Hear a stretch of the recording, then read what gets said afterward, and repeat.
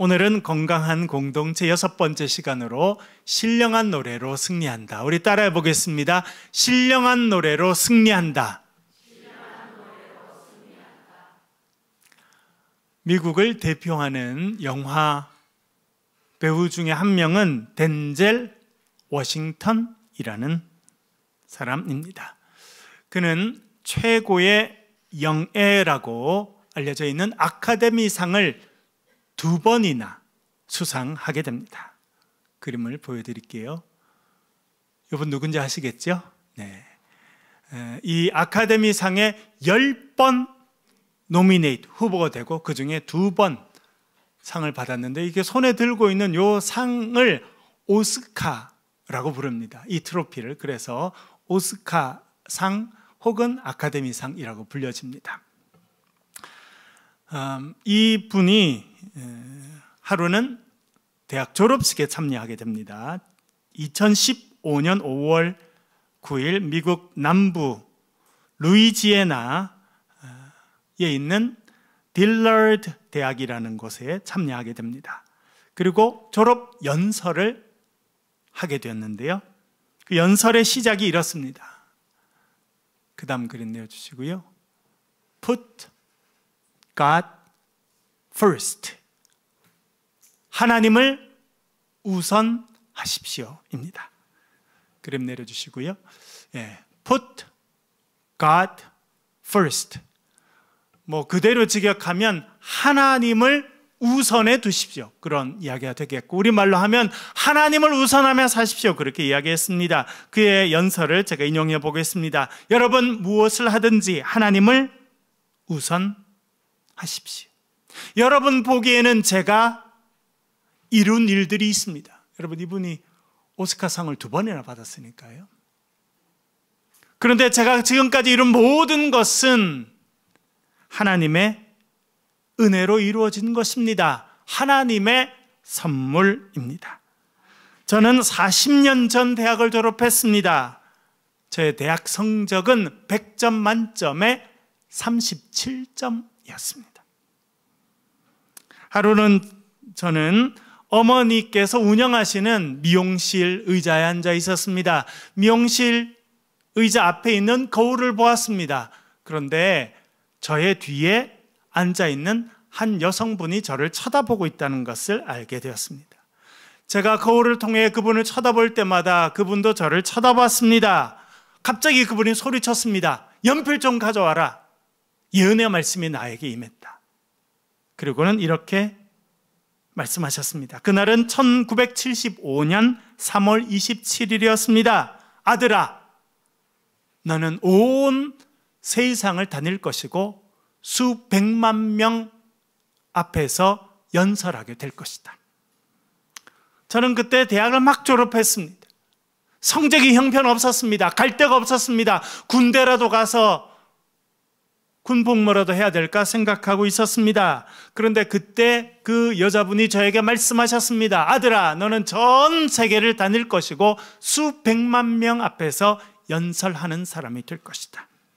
저는 정말 전 세계를 다녔습니다. 수백만 명의 사람들 앞에서 연설할 기회를 가졌습니다. 그런데 정말 중요한 것은 그때 그분의 하셨던 말씀이 늘 저와 함께 했다는 것입니다.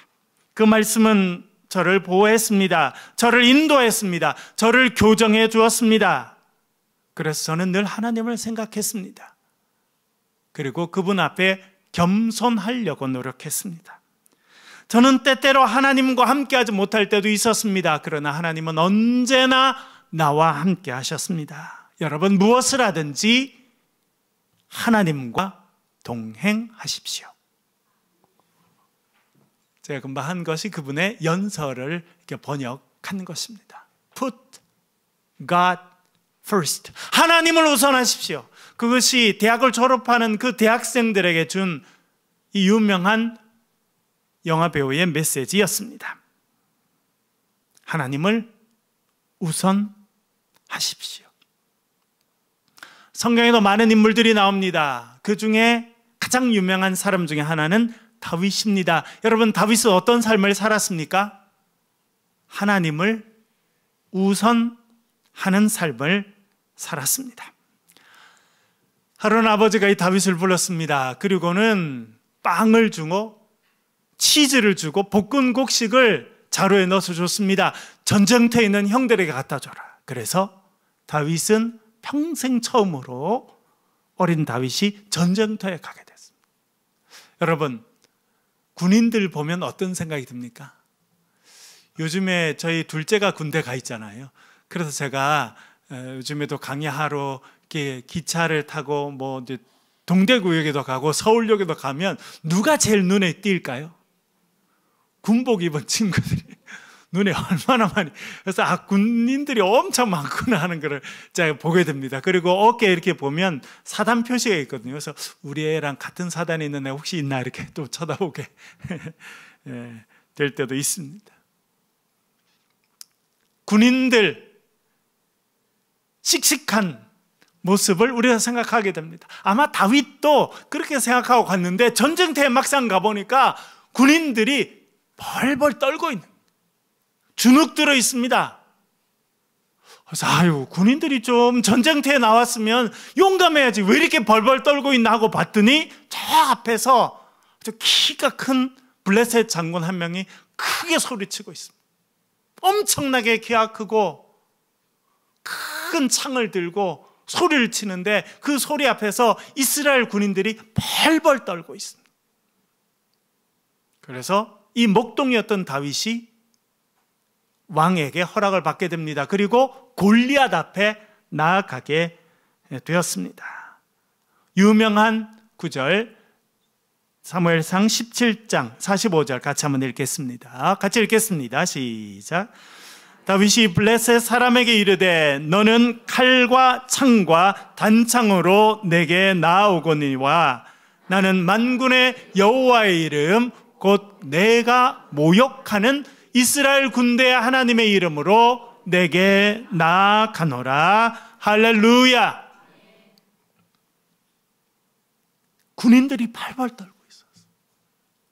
전쟁터에서 뼈가 굵은 군인들도 벌벌 떠는 그 골리앗 앞에 이 어린 목동이 섰습니다. 그리고 그가 말합니다. 너는 칼과 창과 단창으로 내게 나오지만 그 당시 사람들은 전쟁해서 이기려면 뭐가 중요하다고 생각했습니까?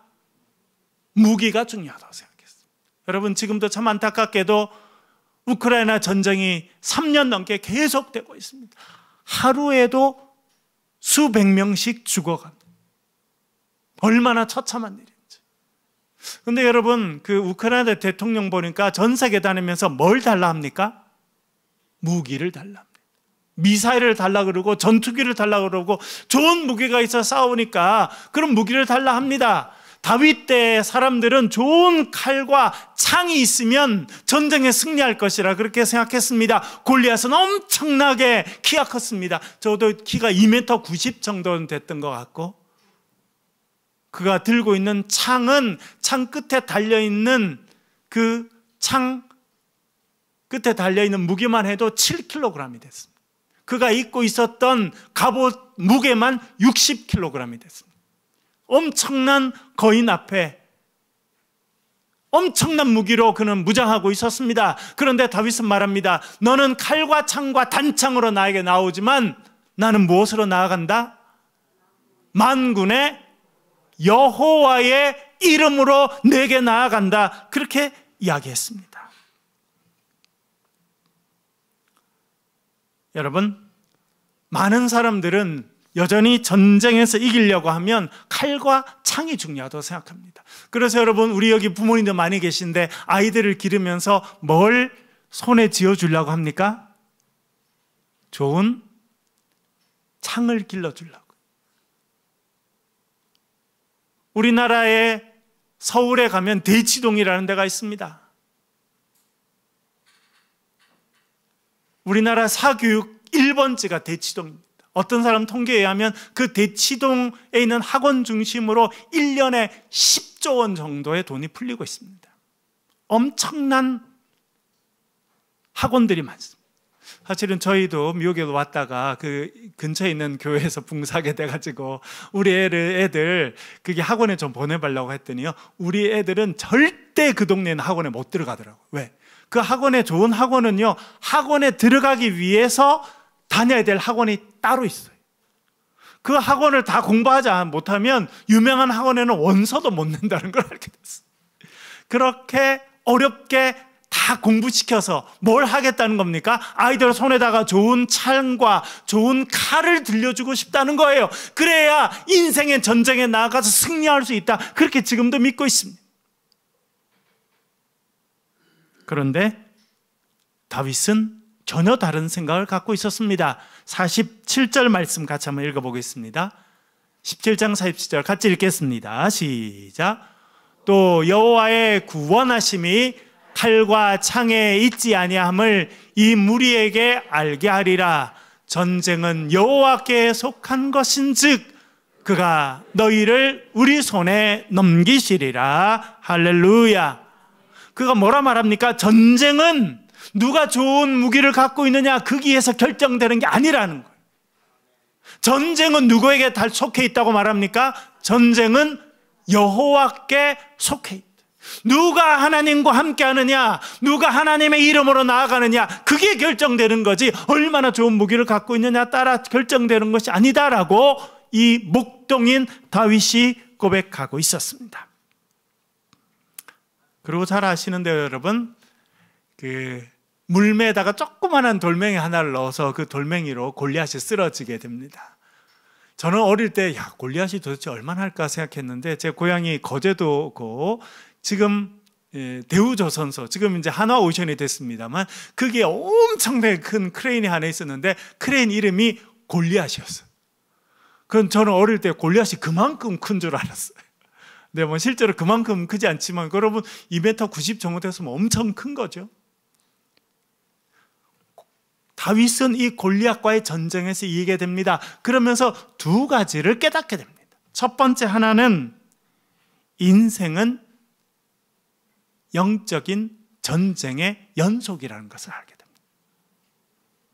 눈에 보이는 전쟁뿐만 아니라 우리의 삶은요, 끊임없는 영적인 전쟁이 있습니다. 사탄이 우리를 유혹하고 우리를 쓰러뜨리고 넘어뜨리려고 하는 영적인 전쟁이 계속되고 있다는 것을 깨닫습니다. 두 번째는 이 영적인 전쟁에서 승리하기 위해서는 하나님을 우선해야 된다는 것을 알게 됩니다.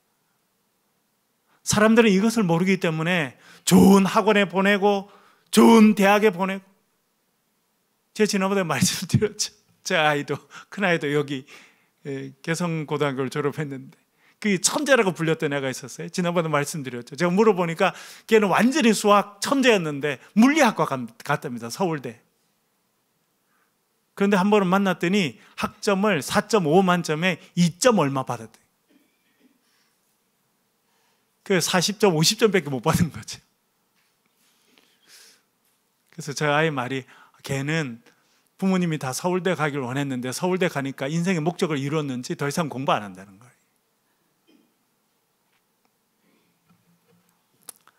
그래서 요즘에도 사람들이 그런 학벌을 하고 무슨 학위를 갖게 되고 뭐 그렇게 하면 인생에 승리할 거라 생각하는데, 여러분 실제로 그럽니까? 그렇게 되지 않습니다. 다윗은요, 인생은 영적인 전쟁이구나 하는 생각을 늘 했습니다. 그리고 이 전쟁에 승리하려고 하면 하나님의 이름으로 나아가면 승리할 수 있다. 왜냐하면 전쟁은 누구에게 속해 있기 때문에요? 하나님께 속했기 때문이다. 는 늘 생각하고 있었습니다. 그래서 오늘 보는 본문에도 보면 그의 그런 확신이 나와 있습니다. 한번 읽어보겠습니다. 역대상 25장 1절입니다. 같이 읽겠습니다. 시작. 다윗이 군대에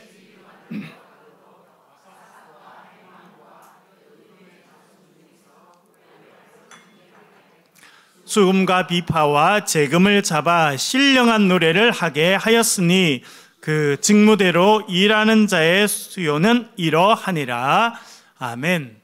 다윗이 군대 지휘관들을 다 불러 모았습니다. 우리나라의 대통령도 이제 대통령을 새로 선출하게 될 것인데, 대통령이 되면 자연스럽게 얻게 되는 권한이 있습니다. 그것이 무엇입니까? 군 통수 권한입니다.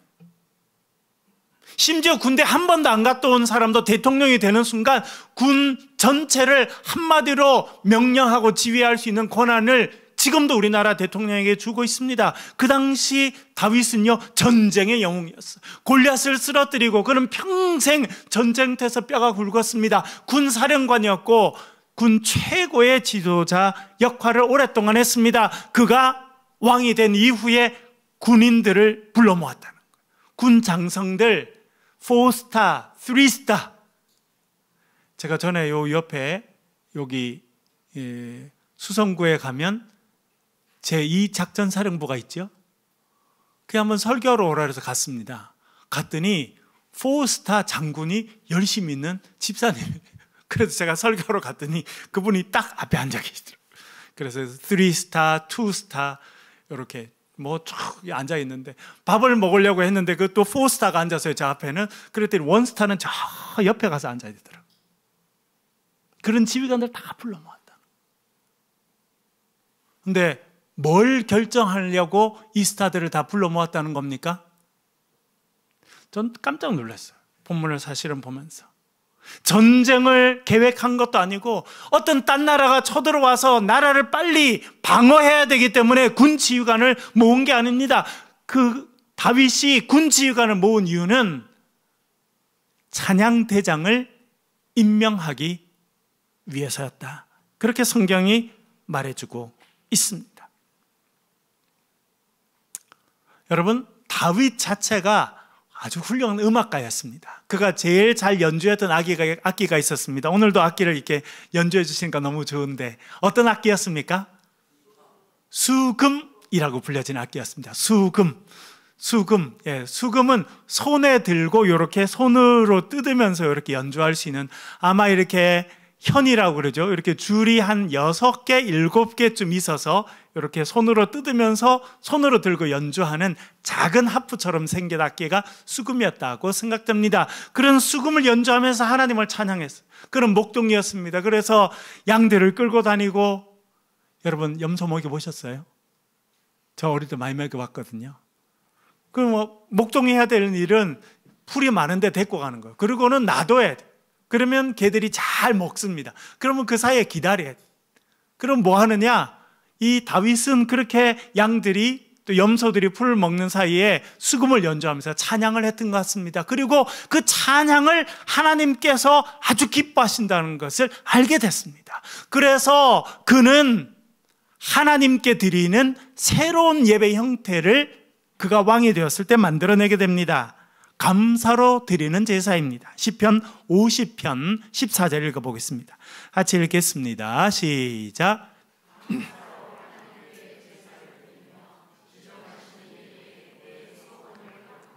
아멘. 뭐로 제사를 드린다는 겁니까? 감사로 하나님께 제사를 드린다. 여러분, 이스라엘 백성들이 출애굽한 이후로 광야에서부터 하나님께 예배를 하였습니다. 제사를 했습니다. 뭘 바쳤습니까? 소를 바치고 양을 바치고 염소를 바쳤습니다. 농사를 해서 거둔 곡식을 바쳤습니다. 그렇게 뭔가 양이나 염소나 곡식을 바치는 제사가 그때까지의 제사였습니다. 그런데 다윗은요, 새로운 형태의 제사를 시작하게 됩니다. 그것이 감사로 드리는 제사였습니다. 감사로 드리는 제사는 뭐로 드리는 제사였겠습니까? 오늘 우리 찬양대 앙상블이 한 것처럼 목소리로, 악기로 찬양하는 거죠. 그래서 다윗 때부터 새로운 형태의 예배가 시작되었는데, 그것이 감사로 드리는 제사, 찬양의 제사라고 하는 것이 시작되었습니다. 그래서 그는 이제 그 찬양대를 이끌어갈 3명의 지도자를 임명합니다. 아삽과 헤만과 여두둔이라는 사람입니다. 사실 여두둔은 그의 별명이었던 것 같고 원래 이름은 에단이었습니다만 그가 늘 여두둔이라고 불렸기 때문에, 혹은 그가 아마 찬양대장 하면서 불렸던 이름이 여두둔이었기 때문에 아마 아삽, 헤만, 여두둔 이런 이름으로 알려져 있습니다. 그가 이렇게 찬양대장을 임명할 때 음악한 사람을 부르는 것이 아니라 군대 장관들을 모았다고 하는 것은 대단히 중요한 이야기를 해주고 있습니다. 여기에는 다윗이 가진 음악에 대한 특별한 이해가 들어 있습니다. 다윗은요, 스스로가 수금을 연주하는 아주 뛰어난 음악가였고, 그것을 통해서 뭘 알게 됐냐면 음악이라고 하는 것은 단순한 예술이 아니고 영적 전쟁을 치르는 것이다 라고 하는 것을 알고 있었습니다. 사무엘상 16장 23절 읽어보겠습니다. 같이 한번 읽겠습니다. 시작. 하나님께서 부리시는 악령이 사울에게 이를 때에 다윗이 수금을 들고 와서 손으로 탄즉 사울이 상쾌하여 낫고 악령이 그에게서 떠나더라. 아멘. 하나님께서 부르시는 악령이라는 표현이 나옵니다. 그것은 무엇이냐면 하나님이 악령을 누구한테 보내고 이렇다는 의미가 아니라 하나님의 통제 아래에 있는 악령이라는 거예요. 이 세상에 악령이 많고 사탄이 많지만 여전히 하나님의 통제 가운데 있는 것이다 라고 하는 것을 알려주는 것입니다. 그런데 하루는 그 악령이 사울을 붙잡게 됩니다. 여러분, 지금도 악령이 사람을 붙잡는 일이 있습니까? 없습니까? 있습니까? 없습니까? 있습니다. 마가복음 9장에 보면 귀신에 붙잡힌 아들을 아버지가 데리고 제자들이고, 그러면서 제자들에게 치료해 달라고 했더니 잘 못합니다. 그래서 예수님께 데리고 옵니다. 예수님을 보니까 이 악령이 아이를 확 붙잡죠. 그랬더니 어떻게 됩니까? 애가 경련을 일으키고 쓰러집니다. 입에 거품을 물게 되고, 그리고 숨을 못 쉬어서 입술이 파래지고 얼굴이 새파랗게 되는 그런 일이 있었다. 성경이 증언해 줍니다. 그러면서 아버지가 이야기합니다. 악령이 우리 아들을 붙잡으면 이 아들이 막 불에 들어가기도 하고 물에 던져지기도 하고 그런 고통을 지금까지 겪었습니다라고 이야기해 주고 있습니다. 악령이 그런 역할을 한다라고 하는 것이 신약 성경에도 있었고요.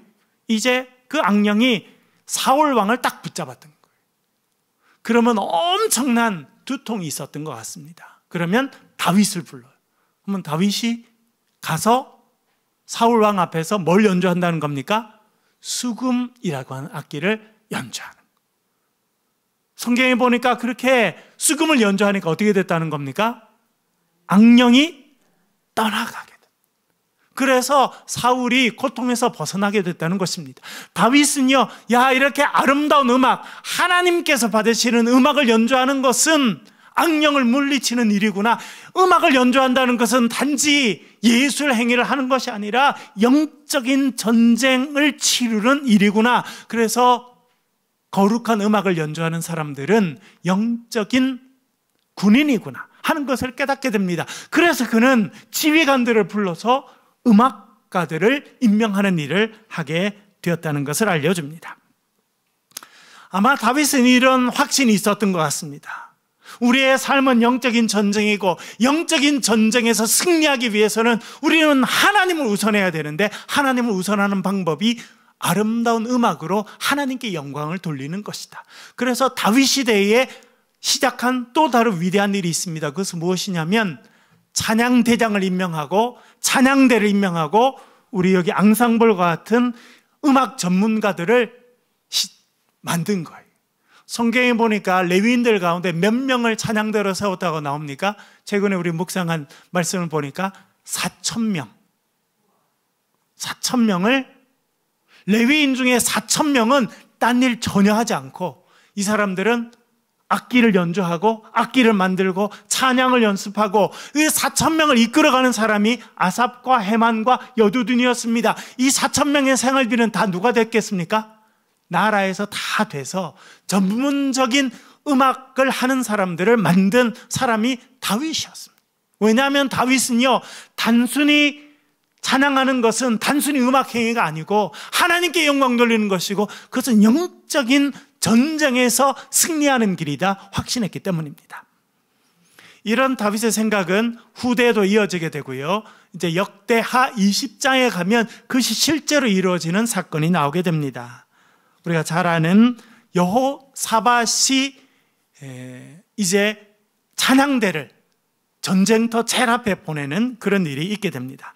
역대하 20장 21절 같이 한번 읽어보겠습니다. 같이 읽겠습니다. 시작. 백성이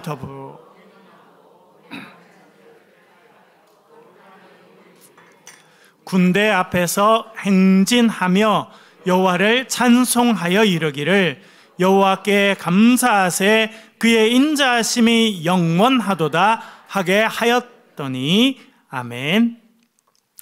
모압과 암몬과 에돔, 그러니까 이스라엘 남쪽에 있는 이 나라 세 나라가 연합군을 형성해서 나라를 쳐들어옵니다. 너무나 많은 군사들이 쳐들어옵니다. 이 여호사밧 왕은 자신의 힘으로 감당할 수 없습니다. 그래서 기도합니다. 그러면서 하나님 주신 지혜를 얻게 됩니다. 그래서 레위 지파 가운데 찬양대장을 불렀습니다. 특별히 아마 고라 자손들 중심으로 찬양대를 조직하게 했습니다. 많은 이제 조직이 돼 있었는데 그 중에 특별히 고라 자손, 지난번에 말씀드렸습니다만 여러분, 고라는 사실은 모세를 반역해서 땅에 갈라져서 삼킴받은 그런 집안이었어요. 그런데 그 집안 후손들 가운데는 뛰어난 음악가들이 많았습니다. 그 고라의 자손들을 불러서 특별한 사명을 줍니다. 고라 자손들이 가서 뭘 입으라? 성전에서 찬양할 때 입는, 우리 지금 찬양대가 입고 가운 같은 걸 입으라는 거예요. 그리고 어디 서라는 겁니까? 군인들 제일 앞에 서서 행진하라, 그렇게 이야기해주고 있습니다. 뭘 이야기하는 것입니까? 아까 우리 덴젤 워싱턴이 이야기했던 표현을 그대로 쓰면 Put God first, 하나님을 우선한다. 하나님을 찬양하는 찬양대를 제일 앞에 세운 것은 상징적인 표현입니다. 이 전쟁은 우리에게 속해 있는 것이 아니라 이 전쟁은 하나님께 속해 있습니다. 이 전쟁은 하나님을 찬양하는 사람들이 제일 앞에 서서 하나님께서 우리와 함께 하심을 선포하는 것입니다 라고 하는 것을 보여주게 됩니다. 여러분, 역대하 20장을 읽어보면 어떤 일이 있습니까? 그랬더니 암몬과 모압과 에돔의 연합군들이 안에 분열이 생겨가지고 자기들끼리 싸우게 됩니다. 그래서 찬양대를 앞서고 나아갔는데 실제로 전쟁터에 갔더니 벌써 모압과 에돔과 암몬의 사람들, 많은 군사들이 죽었고 나머지는 도망가. 그래서 칼 한 번 휘두르지 않고 전쟁에서 승리하게 되었다 하는 것을 성경이 알려주고 있습니다. 여러분, 오늘 읽는 본문에 다윗은 군대 지휘관들을 불러서 찬양대원들, 특별히 찬양대장들을 임명했습니다.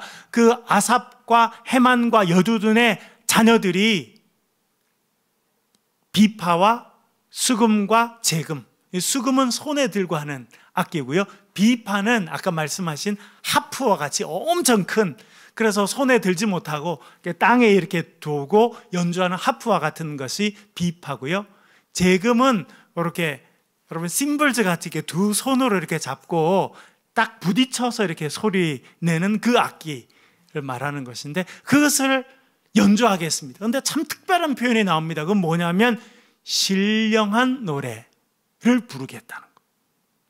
신령한 노래.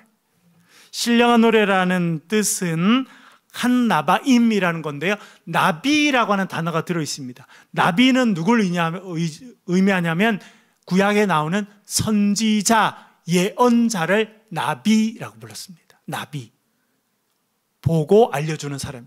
여러분, 그래서 요즘에 차 운전할 때 여러분들이 키고 달리는 걸 뭐라 그럽니까? 내비게이션. 어디서 나왔겠습니까? 그 나비라고 하는 단어가 발전하고 발전해서 내비게이션, 왜? 우리한테 보여주고 길을 인도해 주죠. 그것이 옛날에 선지자들, 예언자들이 하는 역할이었습니다. 그래서 그것과 연결되어 있어요. 참 중요한 표현입니다. 다윗은 어떻게 생각했냐면 이 임명받은 음악가들이 거룩한 음악을 연주하고 찬송하는 것은 단지 음악을 하는 것이 아니라 하나님의 통치를 선포하는 사람들이라고 생각했습니다. 마치 이사야나 예레미야와 같은 예언자들이 하나님 말씀을 선포하듯이 음악가들이 부르는 노래가, 연주하는 것이 하나님의 살아 역사하심을 선포하는 행위였다고 생각했습니다. 그래서 신령한 노래라고 하는 것이 예언자, 선지자들이 하는 것과 같은 것이다, 그렇게 이야기했습니다. 그것을 우리나라 성경에서는 신령한 노래다, 그렇게 표현하였습니다. 사랑하는 여러분들, 우리의 삶도 영적인 전쟁일 때가 많습니다. 무엇으로 승리할 수 있습니까? 하나님을 우선함으로 승리합니다. 하나님을 우선하는 방식은요, 우리가 신령한 노래로 하나님께 영광을 돌리는 것입니다. 신령한 노래로 승리하며 살아가는 저와 여러분 되시길 주의 이름으로 간절히 축원합니다.